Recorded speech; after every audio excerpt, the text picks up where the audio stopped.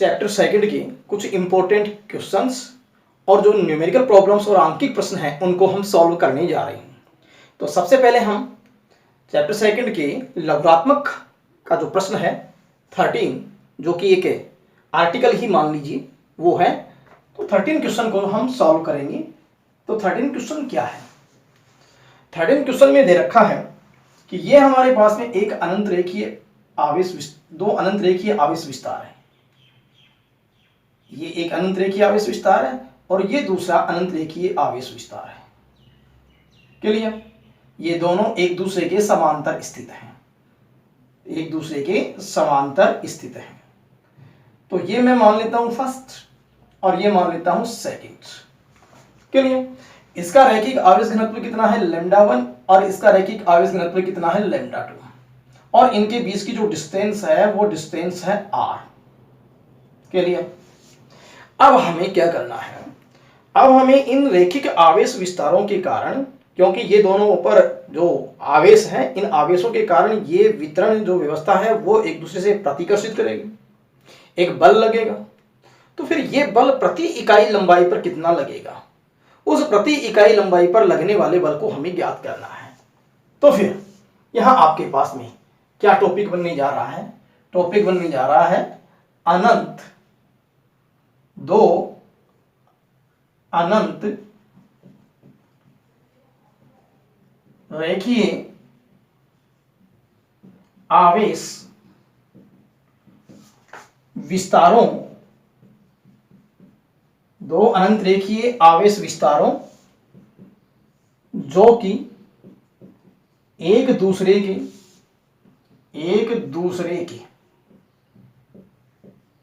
समांतर स्थित हैं कि प्रति इकाई लंबाई पर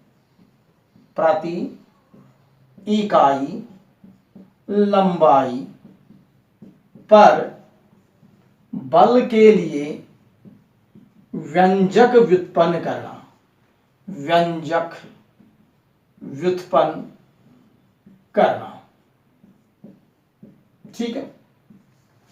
तो ये हमारे पास में जो है वो आर्टिकल है। एक बार मैं फिर से बोल देता हूं, दो अनंत रेखीय आवेश विस्तारों जो कि एक दूसरे के समांतर स्थित हैं कि प्रति इकाई लंबाई पर बल के लिए व्यंजक व्युत्पन्न करना, ये हमारे पास में टॉपिक है। तो फिर ये दो अनंत रेखीय विस्तार जिनके रैखिक आवेश घनत्व λ1 और λ2 है, हमने मान लिए। दोनों के बीच की दूरी कितनी है? r। दोनों समांतर स्थित हैं, तो फिर वो एक दूसरे की प्रति इकाई लंबाई पर कितना बल डालेंगे, इस बल के लिए हमें व्यंजक ज्ञात करना है। तो फिर इस आर्टिकल के बाद में आप ये फिगर बना सकते हैं। तो फिर यहां हम देखेंगे प्रथम आवेशीय विस्तार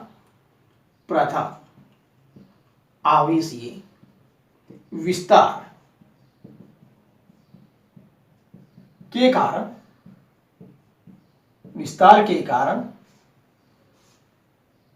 r दूरी पर उत्पन्न विद्युत क्षेत्र की तीव्रता। कितना आवेश घनत्व है? λ1। कितनी दूरी के ऊपर? r दूरी पर। लेकिन मैं ये मान लेता हूं कि हमारे पास में जो है ये एक अल्पांश लंबाई दूसरे चालक पर dl2 है, जिस पर कितना आवेश एग्जिस्ट करता है? dq2। क्या माना मैंने माना कि यहां पर कितनी अल्पांश लंबाई है? dl2 और dl2 पर कितना अल्पांश आवेश है? dq2। और पहले चालक से ये कितनी दूरी पर है? ये r दूरी पर है। तो फिर पहले वाला जो चालक है वो r दूरी के इस बिंदु के ऊपर हम मान लें कितना विद्युत क्षेत्र उत्पन्न करेगा? r दूरी पर उत्पन्न विद्युत क्षेत्र की तीव्रता। तो अनंत रेखीय आवेश विस्तार के कारण उत्पन्न चुंबकीय क्षेत्र विद्युत क्षेत्र की तीव्रता का फार्मूला होता है E बराबर λ/2 पाई एप्सिलॉन नॉट r। रैखिक आवेश विस्तार के कारण किसी बिंदु पर विद्युत क्षेत्र की तीव्रता ज्ञात करना, उसके लिए हमारे पास में ये व्यंजक है। विद्युत क्षेत्र की तीव्रता E बराबर λ/2 पाई एप्सिलॉन नॉट r। तो फिर मैं इस रैखिक आवेश विस्तार जिस पर रैखिक आवेश घनत्व λ1 है, इससे r दूरी पर अर्थात इस बिंदु के ऊपर मैं विद्युत क्षेत्र की तीव्रता लेना चाहूं तो फिर पहले के कारण तो वो क्या हो गई, हमारे पास में विद्युत क्षेत्र की तीव्रता पहले के कारण E1, तो E की जगह क्या लिख दिया E1 अपॉन में λ1 पहले के कारण 2 pi epsilon not r। This is equation first. बोलो क्या किया, एक बार फिर से मैं रिपीट करता हूं। प्रथम चालक r दूरी के ऊपर, ये दूरी कितनी है, ये r है, यहां विद्युत क्षेत्र की तीव्रता कितनी हो गई, ये हो गई। नाउ अब इस विद्युत क्षेत्र में, यहां विद्युत क्षेत्र कितना पैदा हुआ E1, इस विद्युत क्षेत्र में कितना आवेश मौजूद है dq2, अल्पांश लंबाई हमने कितनी मानी थी dl2। तो फिर हम ये कहें कि अल्पांश लंबाई dl2 पर स्थित आवेश dq2 पर विद्युत क्षेत्र E1 के कारण बल और विद्युत क्षेत्र की तीव्रता का भौतिक महत्व क्या होता है। तो फिर मैं यहां क्या लिख रहा हूं, देखिए, द्वितीय आवेश विस्तार, द्वितीय आवेश विस्तार, ठीक, पर स्थित अल्पांश लंबाई dl2 पर आवेश dq2 पर बल कितना मान लूं मैं, dF2 बराबर, फार्मूला कैसे आया इसको बता देता हूं। विद्युत क्षेत्र की तीव्रता का भौतिक महत्व क्या होता है कि किसी आवेश के ऊपर विद्युत क्षेत्र में रख दिया जाए तो बल कैसे लगता है, F बराबर QE। लेकिन हम इस फार्मूले को यहां अपनी सुविधा के अनुसार लगाएं, तो मैं F की जगह dF2 लिख सकता हूं कि दूसरे वाले चालक पर स्थित अल्पांश लंबाई dl2 पर बल इतना, लेकिन Q की जगह मैं dq2। लेकिन यहां विद्युत क्षेत्र किसने पैदा किया, प्रथम ने, और कितना पैदा किया, E की जगह क्या आ गया E1। तो इसी फार्मूले का यूज करके मैंने ये फार्मूला बनाया है। ये समीकरण नंबर कितनी हो गई, 2, ठीक। अब इस 2 का मान, 1 का मान 2 में रख दिया जाए तो 1 व 2 से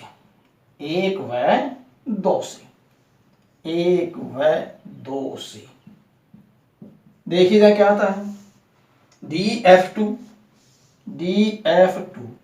बराबर dQ2, E1 का मान कितना, λ1 अपॉन में कितना 2 पाई एप्सिलॉन नॉट r। ये इक्वेशन नंबर कितनी बन गई, 3। इसका मतलब पहले वाले आवेश विस्तार ने विद्युत क्षेत्र पैदा किया, यहां इस विद्युत क्षेत्र पैदा किया तो दूसरे वाले जो चालक का dl2 जो अल्पांश भाग था उस पर dq2 आवेश विद्युत क्षेत्र E1 में मौजूद था। तो फिर dq2 पर कितना बल लगा, तो E1 तो इतना पैदा हुआ और बल कितना लगा, dF2 बराबर dQ2 इंटू E1। ये मान यहां से उठा करके इसमें रख दिया और ये स्टेप आ गई, ठीक। अब बात आती है आगे क्या किया जाए, समीकरण 1 हो गई, समीकरण 2, 1 व 2 से ये रिजल्ट आ गया।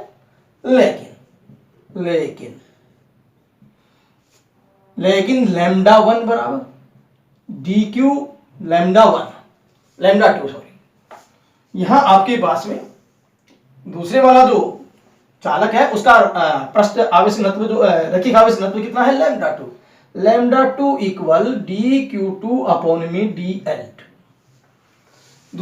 दूसरे वाला जो रैखिक आवेश विस्तार है उसका रैखिक आवेश घनत्व प्रति इकाई लंबाई पर कितना आवेश एग्जिस्ट करता है, तो हम dq2 में dl2 का भाग दे देंगे।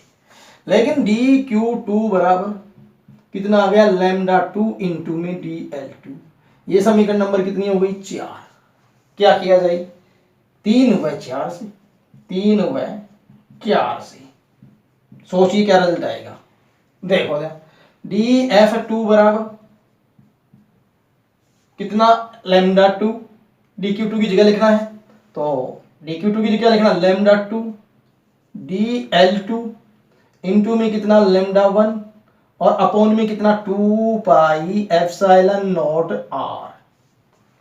इसको मैं ऐसे भी लिख सकता हूं, equal λ1 λ2 dl2 divide by 2 pi epsilon not r। लेकिन क्या था टाइटल, प्रति इकाई लंबाई पर बल के लिए व्यंजक व्युत्पन्न करना। तो मैं इस dF2 में dL2 का भाग दे दूं तो dF2 बटे में dL2 बराबर क्या रह गया, λ1 λ2 अपॉन में 2 पाई एप्सिलॉन नॉट r। ये बात नंबर कितनी आ गई, 5। इसका मतलब दूसरे वाला जो रैखिक आवेश विस्तार है उसकी प्रति इकाई लंबाई पर ये बल लगेगा।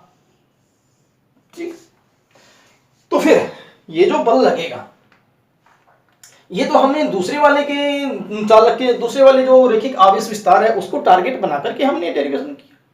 लेकिन जरा सोचिए कि हम पहले वाले चालक की अल्पांश लंबाई dl1 ले लेते, जैसे यहां हमने dl2 ली थी, इसकी मैं dl1 ले लेता और इस dl1 पर dq1 आवेश मान लेता, और इस दूसरे के कारण यहां विद्युत क्षेत्र की तीव्रता r के ऊपर हम निकाल लेते, E1 की जगह हम E2 निकाल लेते। तो हम अभी तो हमने सेकंड को टारगेट बनाया, तब हमारे पास में प्रति इकाई लंबाई पर बल ये आया। लेकिन ठीक हम इसका उल्टा अज्यूम कर दे इस चालक के लिए, तो फिर अब हम समीकरण 5 के अनुसार ही प्रथम चालक की प्रति इकाई लंबाई पर बल भी लिख सकते हैं। तो ये तो क्या हुआ, द्वितीय चालक की इकाई लंबाई पर बल, द्वितीय चालक की इकाई लंबाई पर बल, द्वितीय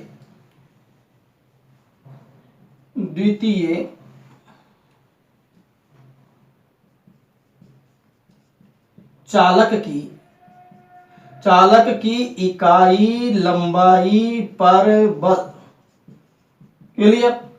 लेकिन अब मैं इसको आप नोट कर लेंगे, पहले टाइटल लिखेंगे, टाइटल लिखने के बाद में फिगर बनाएंगे, फिगर बनाने के बाद में आप यहां से शुरू करते हुए इक्वेशन 1 2 3 4 5 तक पहुंचेंगे। लेकिन 5 के बाद मैं इधर लिखना फिर से शुरू करता हूं।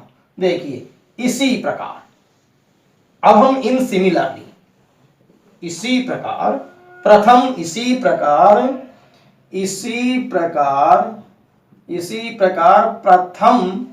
प्रथम आवेश विस्तार पर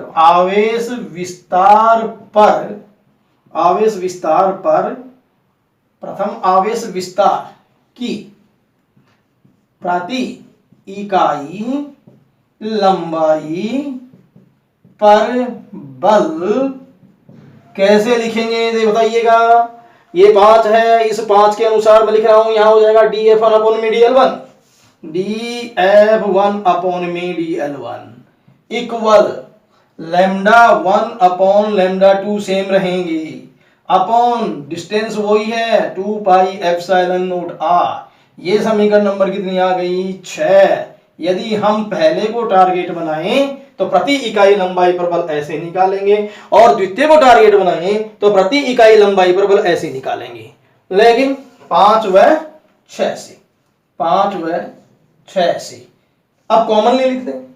क्यों? क्योंकि देखिएगा आप राइट हैंड साइड λ1 λ2 अपॉन में 2 पाई एप्सिलॉन r, यहां भी dF2 upon dL2 right hand side λ1 λ2 upon 2 epsilon r, तो दोनों को मैं सेम कर दूं तो फिर 5 व 6 से कॉमनली सामान्य रूप में dF अपॉन में dl बराबर, जिसको हम लिख सकते हैं dF1 अपॉन में dl1 इक्वल हम लिख सकते हैं dF2 अपॉन में dl2, लिख सकते हैं हम λ1 λ2 अपॉन में 2 पाई एप्सिलॉन नॉट r।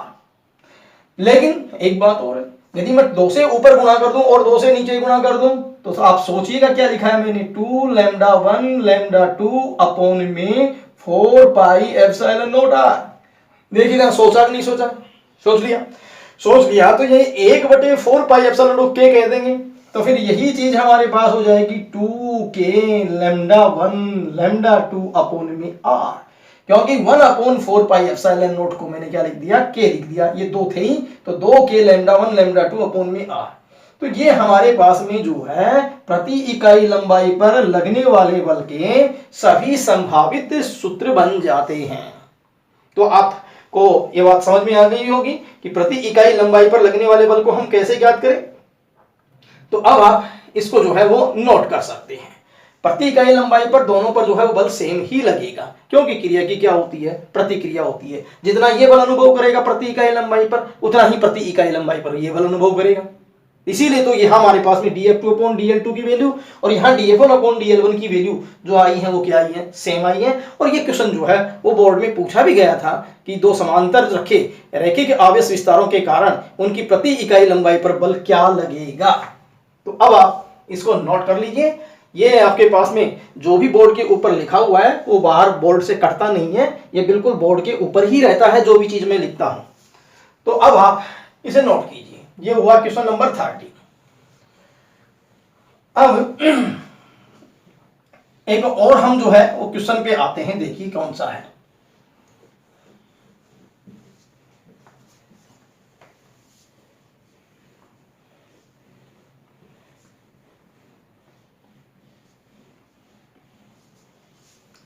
अगले वाला क्वेश्चन हम आंकिक प्रश्न से ले रहे हैं।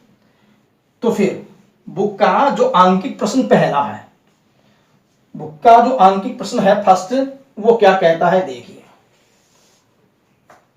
आंकिक प्रश्न फर्स्ट,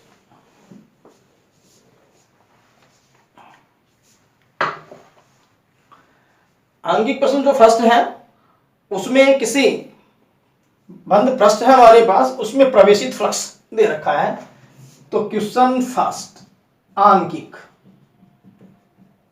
आंकिक का पहला प्रश्न है कि एक बंद पृष्ठ है, उस बंद पृष्ठ में प्रवेशित फ्लक्स।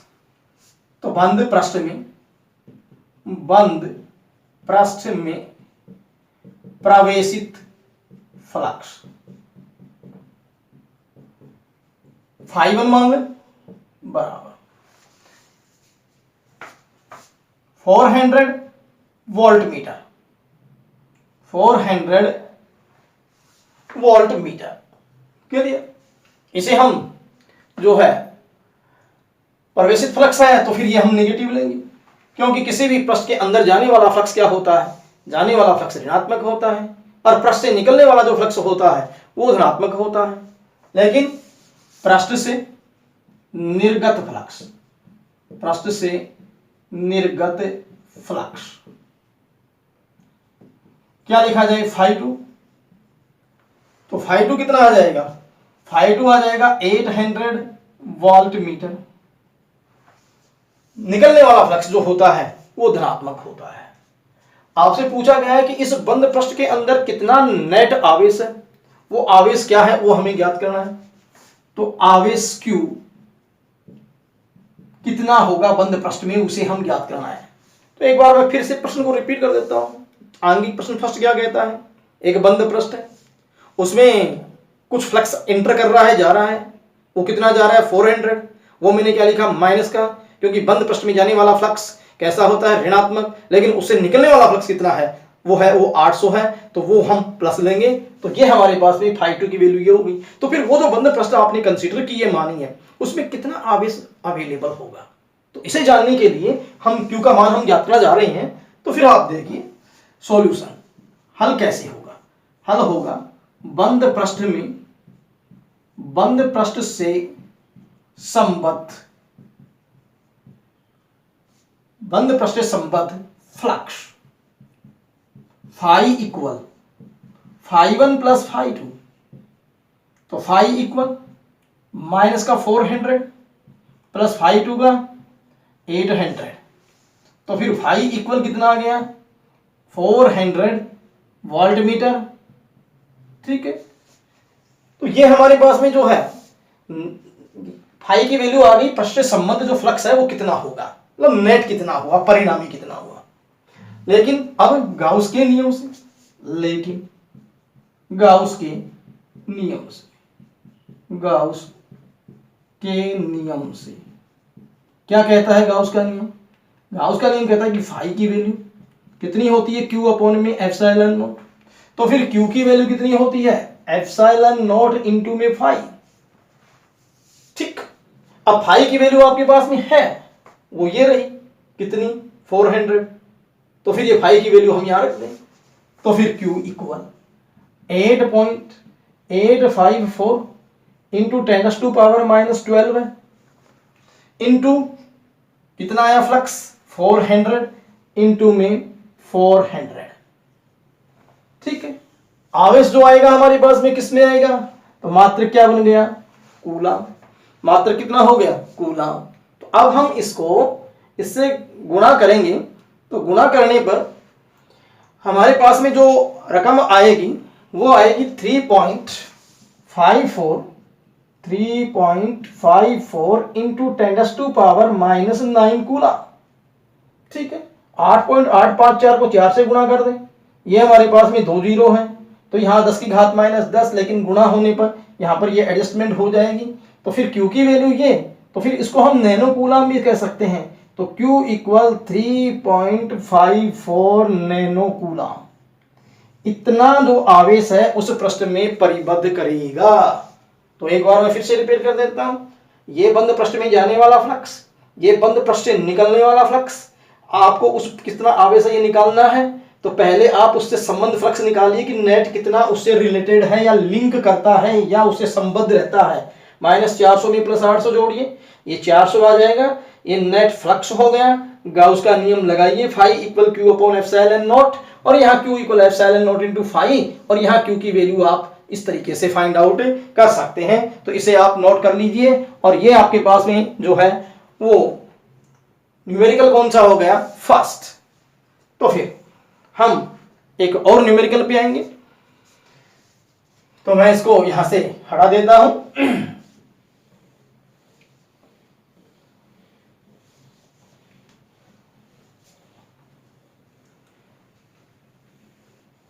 तो देखिए नेक्स्ट न्यूमेरिकल क्या है।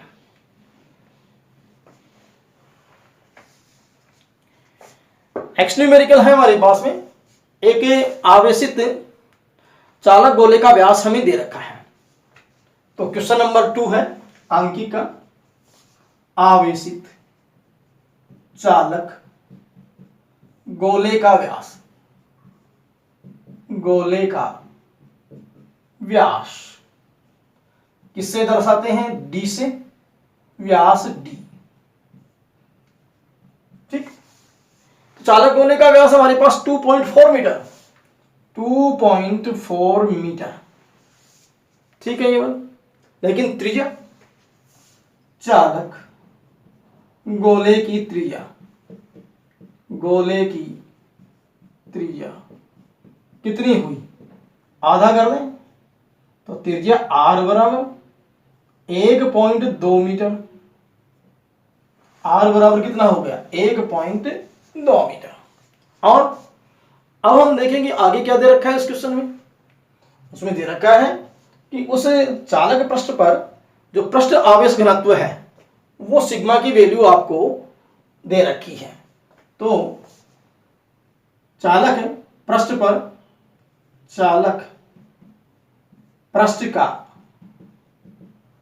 पृष्ठ आवेश घनत्व सिग्मा बराबर 80 माइक्रो कूलाम पर मीटर स्क्वायर, 80 माइक्रो कूलाम पर मीटर स्क्वायर। ठीक है, तो इस क्वेश्चन में पूछा क्या गया है, इस क्वेश्चन में पूछा गया है कि उस पृष्ठ से कितना फ्लक्स जो है वो निकलेगा, फाई की वैल्यू फाइंड आउट करनी है। तो मैं क्वेश्चन को एक बार फिर से रिपीट कर दूं।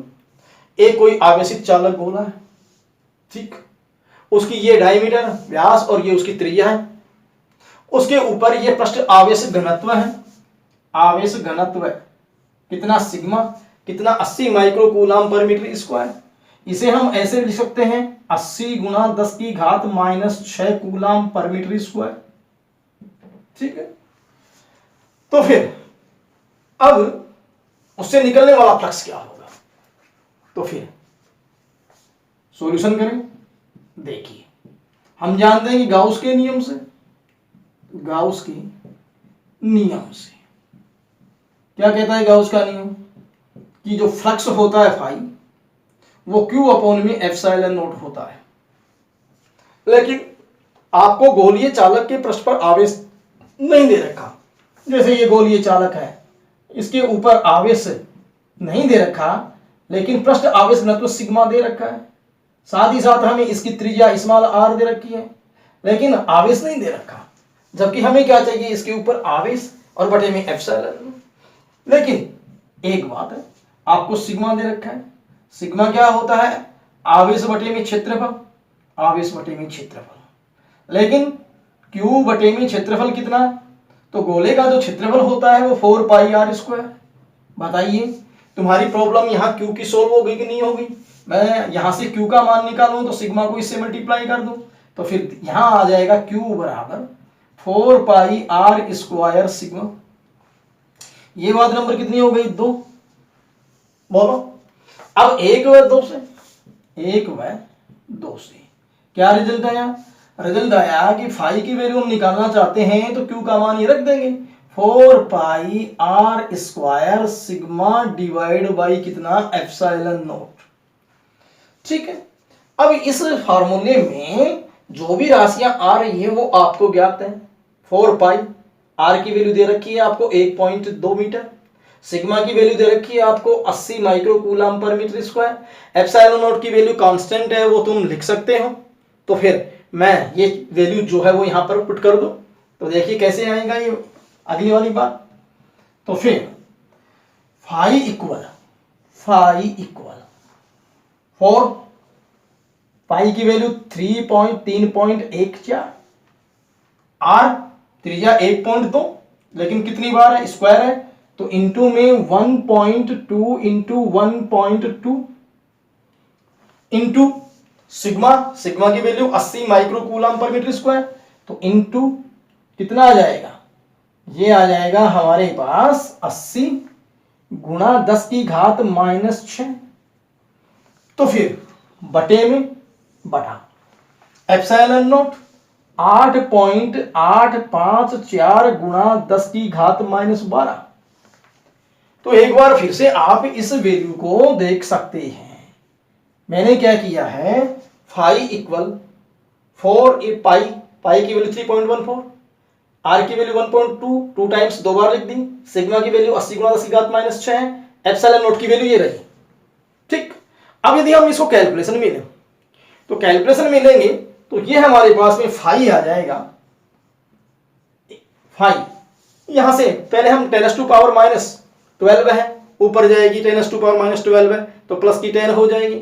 तो ये जो रिजल्ट हम कैलकुलेट करेंगे तो 1.6 इंटू 10⁸8 वोल्ट मीटर आ जाएगा। ठीक है, इसकी गुणा भाग हम जब करते हैं तो ये चीजें आपके पास आ जाती हैं। तो ये साइंटिफिक नोटेशन में हमने इसको लिख दिया 1.6 इंटू 10⁸8 वोल्ट मीटर। इस तरीके से ये तुम्हारा आंकिक प्रश्न 2 हुआ। तो इसमें जो खास बात थी वो क्या थी कि आप फ्लक्स निकालना चाहते थे, गाउस का नियम जब आप लगा रहे हैं तो आपको आवेश का मान मालूम नहीं था, लेकिन क्वेश्चन के अंदर पृष्ठ आवेश घनत्व सिग्मा दिया गया था, और सिग्मा दिया गया था तो इसकी मदद से आपने Q का मान क्या यहां से निकाल लिया, और ये Q का मान यहां उठा करके इसमें रख दिया, तो फिर तुम्हारी प्रॉब्लम सॉल्व हो गई। तो फिर आगे तो कैलकुलेशन करनी है। इस तरीके से ये न्यूमेरिकल सेकंड आपका हो जाता है। तो अब आप जो है इसको भी नोट कर लीजिए।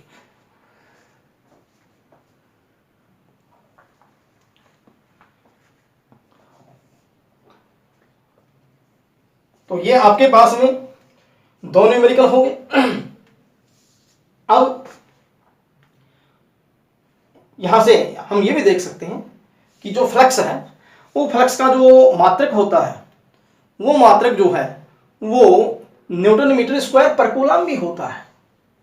वोल्ट मीटर जो है वोल्ट इंटू मीटर, वोल्ट होता है आपके पास में जो है जूल पर कूलम इंटू में मीटर, और जूल जो होती है वो वोल्ट मीटर, वोल्ट जो है वो जूल प्रति कूलम इंटू में हम उसको मीटर भी लिख सकते हैं।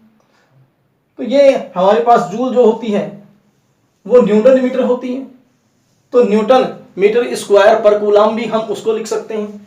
तो फिर एक बात और देख सकते हो, जूल को मैंने क्या लिखा, न्यूटन मीटर और इंटू 1 मीटर और अपॉन में कूलम, तो ये कितना हो जाएगा, न्यूटन मीटर स्क्वायर पर कूलम। इसलिए फ्लक्स का मात्रक वोल्ट पर मीटर भी है, और फ्लक्स का मात्रक जूल मीटर पर कूलम भी है, और फ्लक्स का मात्रक न्यूटन मीटर स्क्वायर पर कूलम भी है। लेकिन हम प्रैक्टिकल मात्रक जो है वो वोल्ट मीटर लेते हैं, और बाकी ये मात्रक भी हम जो है वो ले सकते हैं। तो इसे भी आप नोट कर लीजिए।